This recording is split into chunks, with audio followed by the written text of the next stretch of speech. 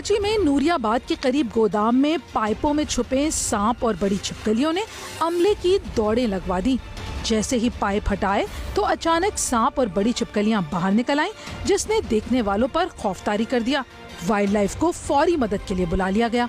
Any Shahidin का कयास था कि ये कोई नायाब नस्ल की छिपकली है, ताहम वाइल्ड लाइफ डिपार्टमेंट ने इस ख्याल को मुस्तरद कर दिया। महकमा वाइल्ड लाइफ के कंजर्वेशन ऑफिसर जावेद मेहर ने इस बड़ी छिपकली की पाकिस्तान में आमतौर पर पाई जाने वाली मॉनिटर लिजर्ड के नाम से शिनाख्त की, जबकि सांप को खित्ते में पाया जाने वाला रॉयल इंडियन स्नेक करार दिया।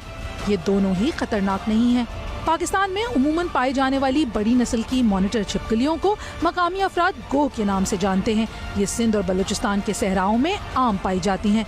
इस नस्ल की बड़ी छिपकलियों की 30 अक़साम होती हैं, जो 8 से 10 फीट की हो सकती हैं। इनमें से कुछ जहरीली भी होती हैं।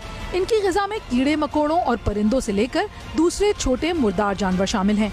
इस नस्ल की छिपकलियों में इंडोनेशिया में पाई जाने वाली सबसे बड़ी छिपकली कोमोडो ड्रैगन है, जिसका वजन 135 किलो होता है।